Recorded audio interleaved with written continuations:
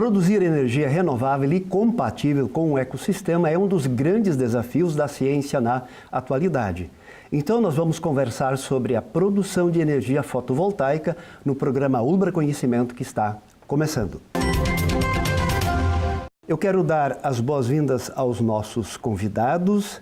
Eu começo apresentando João Carlos Wernetti dos Santos, que tem graduação e doutorado em Engenharia Elétrica, é docente da Ulbra na graduação e no programa de pós-graduação em Engenharia de Materiais e Processos Sustentáveis e pesquisa temas como fontes de energia renováveis, sistemas fotovoltaicos e energia fotovoltaica, entre outros assuntos. Seja bem-vindo, professor. Muito obrigado. Também quero apresentar André Luiz Bianchi, que tem graduação e mestrado em Engenharia Elétrica, é docente da Ulbra e atua em áreas como sustentabilidade, energia e indicadores de desempenho. Seja bem-vindo, professor. Muito obrigado. E também quero apresentar Wagner Maciel Cunha, que é acadêmico do curso de Engenharia Elétrica e está fazendo seu trabalho de conclusão de curso dentro do tema energia fotovoltaica. Seja bem-vindo, Wagner. Muito obrigado. E eu começo perguntando para o professor Wernetti, o que é de fato energia fotovoltaica, professor? Professor Schubert, energia fotovoltaica associa duas ideias. Primeiro, a energia é oriunda da energia do Sol, então é energia solar que incide sobre umas placas solares que são, na verdade, uma tecnologia de silício. E ao incidir a luz solar nessas placas, converte quase que automaticamente em energia elétrica, de corrente contínua, que nem as baterias. Sim. E essa energia, então, pode ser utilizada como eletricidade, né? É uma fonte de eletricidade oriunda do Sol, da energia solar. Professor André, como nós estamos no Brasil na produção dessa energia fotovoltaica? Hoje dá para dizer que a energia fotovoltaica é uma realidade, ou seja, nós já temos aí cerca de 40 mil unidades, né, de consumidores que produzem sua própria energia, né? Então ela deixou de ser uma fonte, né, de futuro e passou a ser uma fonte real. Então já, vamos dizer assim, já figura entre as principais fontes de energia, de produção de energia elétrica no país. O que significa isso em termos percentuais comparando com o todo do consumo ou da produção de energia brasileira? Se a gente for olhar para a questão potência, ela ainda é muito pequena, né? Então, porque demanda muito espaço e, por exemplo, as hidrelétricas no Brasil, que já é uma fonte explorada há muito mais tempo, elas têm uma potência muito grande. Então, na verdade, nós temos um potencial muito grande ainda de melhor explorar essa energia renovável alternativa. Com certeza, sem dúvida. E o Brasil é um dos principais países do mundo em termos assim, de ter a sua matriz energética baseada predominantemente em fontes renováveis. É um dos 3 únicos países do mundo. Hidrelétricas, por exemplo, é só o Brasil, o Canadá e a Índia. O resto do mundo tem que queimar combustível para produzir energia elétrica. Por que isso, professor? É onde tem a maior disponibilidade dos rios, a fonte hídrica é esses 3 países predominantemente. Wagner, você está fazendo teu TCC sobre a energia fotovoltaica. O que te levou a pesquisar esse tema? Dentro da energia fotovoltaica, né, a gente tem lá os painéis solares, o que todo mundo fala, mas também tem uma gama de equipamentos que tu tem que usar para fazer o tratamento dessa energia para ela poder ser utilizada na residência ou para algum fim, que seja no automóvel, né? Esse tratamento normalmente utiliza conversores de potência, conversores que pode ser um inversor de frequência, por exemplo, quando é residencial, né? Ou seja, o aparelho que é colocado lá para filtrar essa energia. Aquela energia na rede convencional, né? Isso aí. É que a fotovoltaica ela produz corrente contínua, que é a das pilhas. E o que a gente usa nas residências, na indústria, é corrente alternada. Então, esse inversor ele faz essa conversão de corrente contínua em corrente alternada, adequada para utilizar com geladeira, qualquer outro equipamento. Né? E no desenvolvimento desses conversores, né, a gente tem uma pequena demanda que é para poder testar eles. Né? Na hora de testar o conversor que tu cria para tratar essa energia que sai da célula, tu não tem como testar ele de maneira muito usual, né? Hoje até existe no mundo já esse mesmo equipamento que eu estou propondo, que é um emulador de célula solar. Né? Mas são poucos os que existem, né? Então eu achei que era uma demanda legal de trabalhar. É uma demanda que é muito interessante para quem tem um laboratório de desenvolvimento nessa área, né? E no Brasil a gente também está arrumando a esse sentido, né? De também criar alguma tecnologia. Então, para fazer o teste desse conversor, tu precisaria ter uma instalação de células solares, por exemplo, o que demanda um custo muito alto, e tu teria ainda que esperar horários específicos para fazer o teste, porque tu precisa testar ele com eficiência alta lá quando o sol está a pico e tu precisa testar ele com baixa insolação. Quer dizer, a incidência solar, ela é importante para a produção desse tipo de energia? Sim, sem dúvida. Então, tu tem horários de pico de sol, né? E tu tem horários que tu tem menos sol, tu tem dias nublados e tal. Então, a energia produzida, ela vai variar de acordo com essa... Então, por isso que a gente diz também que a energia fotovoltaica, ela não é uma energia de base, ela não é energia firme. Ou seja, aquela que do momento que tu precisa, tu tens. Tu depende de uma outra, né, variável, que é o clima. É uma fonte intermitente, como a gente diz, assim como a energia eólica. Né? As duas quer dizer, auxiliar de uma outra fonte. Elas funcionam mais em fluxos, assim, que são variáveis, né? E previsíveis até certo ponto. Né? Mas como é que se faz na Europa, professor, onde às vezes nós temos alguns meses onde o sol não aparece?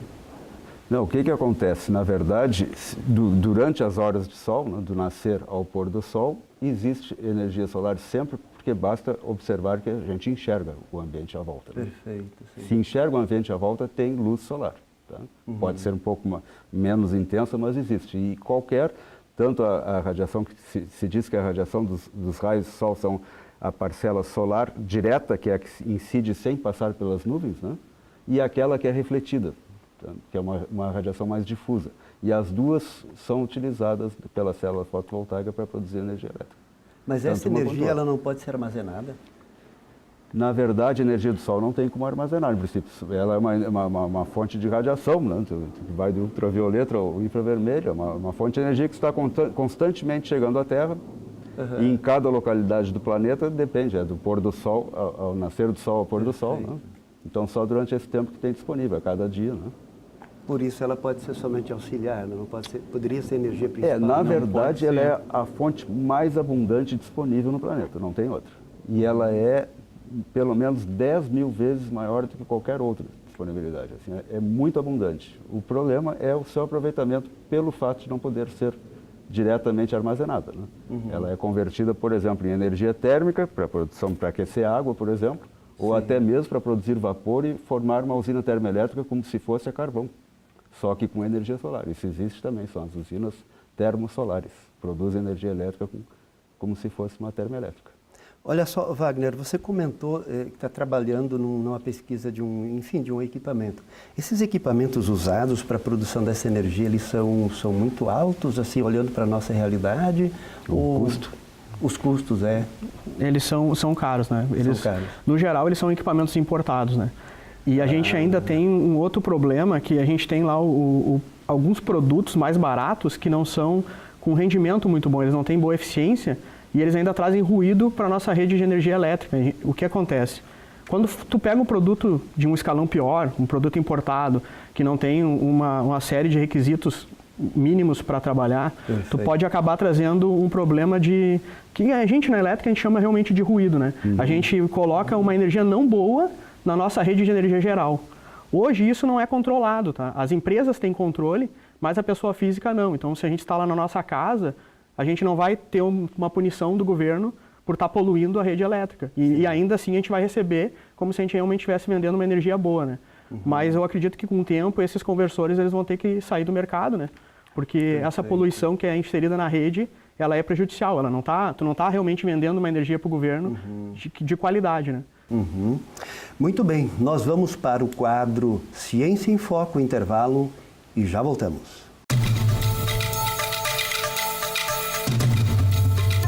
Olá, o Ciência em Foco de hoje vai falar sobre energia fotovoltaica. É importante a gente falar, quando a gente fala de energia fotovoltaica ou de energias renováveis como um todo, né, da importância que ela tem para o nosso ambiente, né, normalmente o foco que a gente dá é ambiental, ou seja, é conhecido que energias desse tipo não vão emitir gás de efeito estufa e também elas usam recursos renováveis, ou seja, não são recursos que em algum momento vão ter seu fim. Porém, quando a gente analisa esse tipo de fonte, a gente tem que observar que existem outros benefícios que vão muito além do ambiental. Há benefícios econômicos que muitas vezes não são debatidos. Um exemplo é que geração de emprego, de acordo com a Organização Internacional do Trabalho, em média, a energia renovável gera mais empregos por megawatt-hora do que energias fósseis. Outro aspecto importante é econômico. Como as energias fósseis já são estáveis, são estabilizadas, e as energias renováveis, em especial fotovoltaica, está em desenvolvimento, hoje já boa parte dos países já tem um valor de custo de megawatt-hora de energia renovável igual ou inferior das energias clássicas como carvão e petróleo. E por fim, outro aspecto importante é o desenvolvimento econômico, sobre dois cenários, duas situações. Quando eu olho países, países normalmente em desenvolvimento vão ter maior incidência de luz solar, ou seja, ter uma capacidade de explorar mais a energia solar de acordo com o tempo. E por fim, eu permito, através desse tipo de fonte, que usuários comuns que antes não tinham acesso a essa possibilidade de gerar sua energia possam fazer parte desse mercado.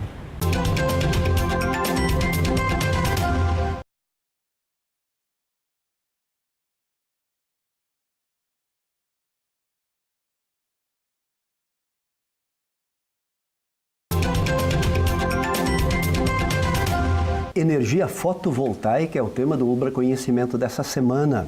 Temos como convidados professores João Carlos Vernetti dos Santos, professor André Luiz Bianchi e o acadêmico Wagner Maciel Cunha. Professor Vernetti, desde quando nós exploramos ou desde quando existe essa energia solar? A energia solar, na verdade, a tecnologia fotovoltaica que aproveita a energia solar, o efeito é conhecido há praticamente 200 anos, pelo menos. Tá? Olha só. Porém, o desenvolvimento tecnológico só foi ocorrer, e por acaso, diga-se de passagem, no momento em que nos laboratórios Bell, nos Estados Unidos, os engenheiros de pesquisa desenvolveram o primeiro dispositivo eletrônico que alavancou toda a área de informática, TI, que a gente escuta hoje. Tudo isso foi desenvolvido a partir de um componente que se chama transistor. E naquele momento descobriram casualmente que ele produzia energia elétrica também a partir da luz solar. E foi ali descoberta a célula fotovoltaica, e apenas 4 anos após já foram construídos geradores de energia elétrica com células fotovoltaicas para serem utilizados nos satélites e para mandar para o espaço, que era a única fonte alternativa que poderia funcionar lá em cima, né? Olha só. Sem ter um reabastecimento, Perfeito, né? Só do sol. Então, as aplicações espaciais, vamos dizer assim, de energia solar existem desde a década de 60 ali, né? O efeito foi, a tecnologia foi desenvolvida em 54 por aí, e na década de 60 deslanchou a área espacial. Até meados da década de 70 era somente aplicações espaciais. A partir de 80 começaram a ser utilizadas as células fotovoltaicas para abastecer refrigeradores ou freezers para armazenar remédios na zona rural onde não havia acesso à eletricidade, por exemplo, nas regiões da África. Olha só. E ali começou a deslanchar então uma nova aplicação na área rural. Porém, desde aquela época já se via que o grande mercado mesmo para deslanchar que era uma energia muito cara, porque vinha da área espacial, que tem muito dinheiro disponível e pouca preocupação com o custo, né? Perfeito. Sim. Então, se percebia que para deslanchar essa tecnologia teria que ser utilizado também na cidade. E então, a partir dali, começou a ser desenvolvidas novas aplicações, e o mercado alavancou. Para vocês terem uma ideia, o material utilizado, que é o silício, ele é usado na metalurgia, né? Para a produção de aço e tudo mais. E os restos da metalurgia, da indústria metalúrgica, esse rejeito do silício que não é utilizado lá, é que era utilizado para construir as células fotovoltaicas. E atualmente esse mercado está de tal maneira, naquela época custava 90, 100 dólares por tonelada. Hoje está reduzido para 15 dólares, em função da expansão e da melhoria da tecnologia também de desenvolvimento.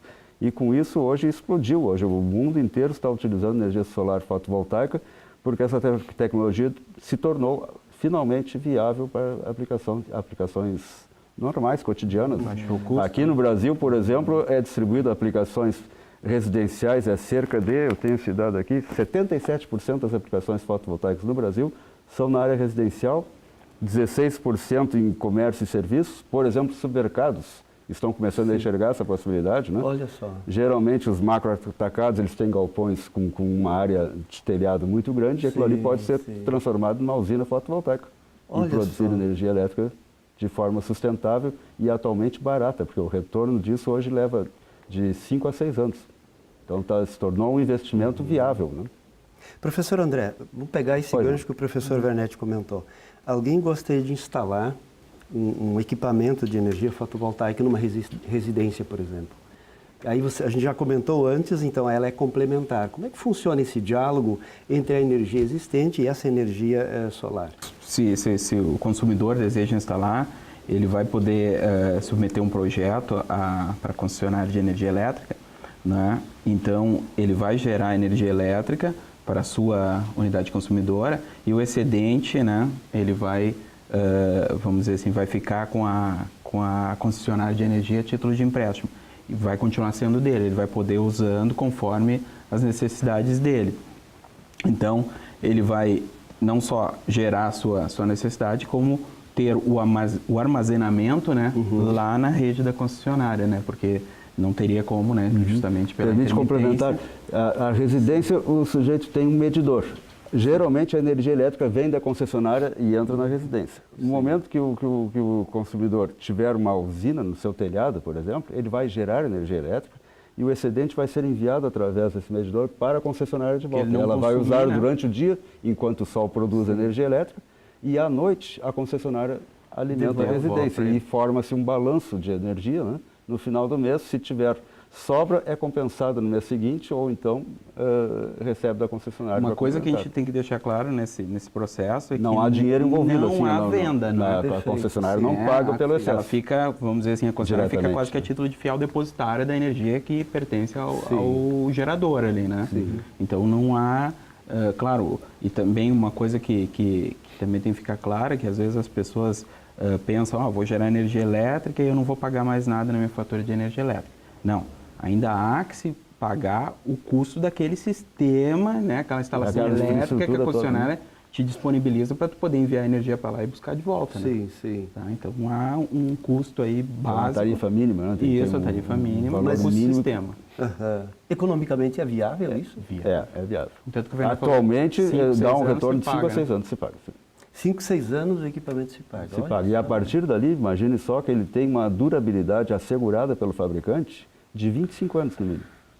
Então, os primeiros 5 anos eu estou retornando o investimento que eu fiz e a partir dali é só lucro. Em altos traços, vale a pena. Hoje em dia, dá para dizer. Eu que lido com essa área aqui há 20 anos, é a primeira vez que eu estou vendo que realmente a coisa vingou e vai funcionar em larga escala. Isso quer dizer que a tendência é que, com o passar do tempo, o equipamento barateie mais ainda, na medida que ele se populariza. Com certeza. Para você ter uma ideia, há pouco tempo atrás, nós aqui da Ubra estamos também interessados aqui a reitoria e, eventualmente, futuramente, ter um sistema fotovoltaico atendendo a universidade é uma das possibilidades que se estuda, né? E numa dessas etapas nós visitamos uma usina, uma vinícola lá para o lado de Bagé, Dom Pedrito, né? E ele tem uma vinícola que produz e tem energia fotovoltaica, uma usina fotovoltaica ao lado da sede, e é totalmente autossustentável o sistema. E ele fez esse sistema há 4 anos atrás. Hoje, com a metade do valor, ele constrói outra usina do mesmo tamanho, em 4 anos. Quer dizer, está reduzindo bastante, é uma coisa bastante significativa. É uma tendência do mercado, quanto mais se populariza, com certeza. Mais reduz. Agora existe um ganho de escala concreto no mundo inteiro. Olha, isso quer dizer, Wagner, que o teu projeto tem uma chance de te ajudar bastante como profissional posteriormente nessa área da energia? Acredito que pode me ajudar e ajudar a pesquisa em si, né? O pessoal que quer desenvolver nessa área dentro do Brasil, que ainda está muito devagar isso hoje, né? Hoje no Brasil a pesquisa ainda é um nicho pequeno, né? Mas que dentro dessa área tende a crescer junto com o sistema e pode ajudar sim no momento que tu vai ter um equipamento que vai poder ser utilizado para teste de conversor de potência, né? Que pode ser desenvolvido aqui dentro, pode ter uma fabricação nossa, de algum colega que se interesse em trabalhar nessa área, né? E aí sim, tem um equipamento de qualidade produzido dentro do Brasil, o que pode tornar mais viável ainda a produção de energia fotovoltaica, né? Quer dizer, esse equipamento que você está pesquisando, ele pode ser produzido na universidade? A ideia é produzir um protótipo até vai ser o trabalho de conclusão de curso da minha formatura. E se a gente olha para o futuro? Vamos agora fazer um exercício de futuro. perspectiva de utilizar essa energia nos aparelhos eletrodomésticos, nos carros, nas indústrias? Já é utilizado hoje, né? Já. Hoje, no momento que eu instalo no telhado da minha casa, imediatamente eu estou com todo o sistema elétrico da minha casa atendido pela fotovoltaica. Isso aí é normal, é utilizado hoje. O controlador de velocidade na estrada, né? Quantos hoje tu passa e está sendo alimentado pela luz do sol, né? Perfeito. Coisas que a gente passa e nem se dá conta. Sim, né? balizadores da Marinha, essas boias que tem pelo mundo afora, a questão de proteção catódica das tubulações da Petrobras, por exemplo, de gasodutos e oleodutos, né? Se usa fotovoltaica para atender. Na verdade, a fotovoltaica hoje tem praticamente toda e qualquer aplicação de eletricidade possível que se possa imaginar assim, eu posso usar a fotovoltaica para isso. Isso tem algum risco para o meio ambiente? Não. O que acontece? Na verdade, toda e qualquer forma de energia está associada à poluição. Isso é da física, da termodinâmica. Algum impacto, né? Não há possibilidade de produzir energia sem poluição. Então, essa sustentabilidade é uma ideia, é uma perfeição que não existe. Né? Na vida real nunca vai existir. Toda vez que eu produzo energia, eu poluo o meio ambiente. Algumas com maior poder poluidor, outras menos. A fotovoltaica, na sua fabricação, como utiliza silício, por exemplo, como matéria-prima, o silício ele precisa de 2.000 graus quase de temperatura para ser produzido. Isso aí significa poluição lá na fabricação. Claro. Para isso, a pesquisa científica é fundamental. Com certeza. Nós vamos para o quadro Dica do Programa e já voltamos para as considerações finais dos nossos convidados. A dica do programa é: o assunto energia solar, ele abrange tanto conhecimentos científicos de engenharia, quanto a oportunidade de aplicá-los imediatamente de maneira profissional ou em sua casa ou empresa para obter a economia que o sistema proporciona.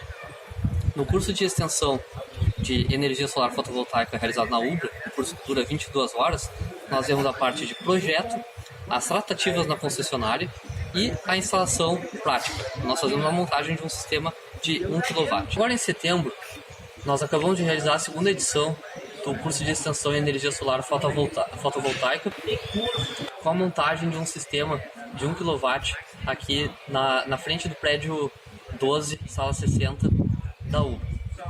Fique de olho aí no ano que vem, vai ter a terceira edição, quarta edição. Inscreva-se e aprenda sobre esse tema. Energia fotovoltaica é o tema do Ubra Conhecimento dessa semana e nós vamos agora para o recado final dos nossos convidados. Professor Wernetti, qual é o seu recadinho final? Eu diria que nós podemos ter otimismo em relação à expectativa das fontes renováveis atuarem no mercado a ponto de minimizar os impactos com produção de CO2, com poluição, né? Que a fotovoltaica e a energia eólica já estão perfeitamente tecnologias amadurecidas, né?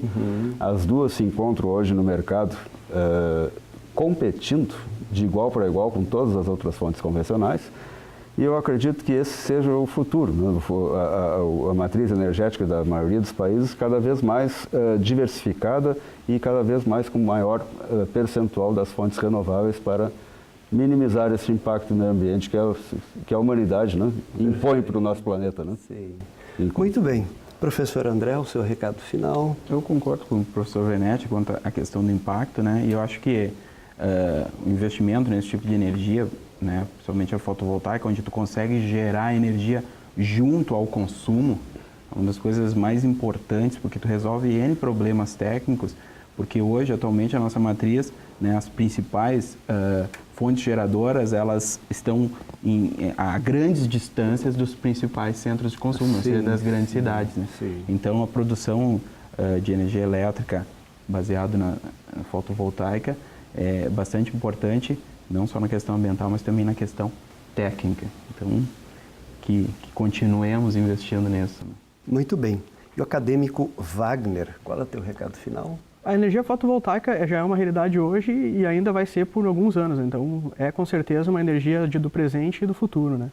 E eu acredito que tem muito que se aprender e que se estudar com essa energia, né? Então, eu acho que esse estímulo, essa ideia de incentivo, para pesquisa, incentivo para nós termos criar tecnologia, né? Dentro do nosso país, eu acho que é bastante importante, né? E eu realmente espero que isso melhore bastante com o passar do tempo aí, que os governantes tenham essa visão, né? De que é importante esse investimento em pesquisa, em desenvolvimento, e que essa área aí é uma área, dentre outras várias também, que pode sim ter uma gama de pesquisa voltada para ela e que pode ser um sucesso dentro do nosso país, né? Não só essa ideia de trazer tudo do estrangeiro, Perfeito, comprar tudo pronto. Sim, exato, Eu acredito que a gente pode também, dentro dessa área, ter desenvolvimento próprio, né? Muito bem, muito obrigado, professor Wernetti, professor André, ao Wagner por essa conversa. Obrigado. Muito obrigado você pela companhia e nós nos encontramos na próxima semana para mais um Ubra Conhecimento. Até lá!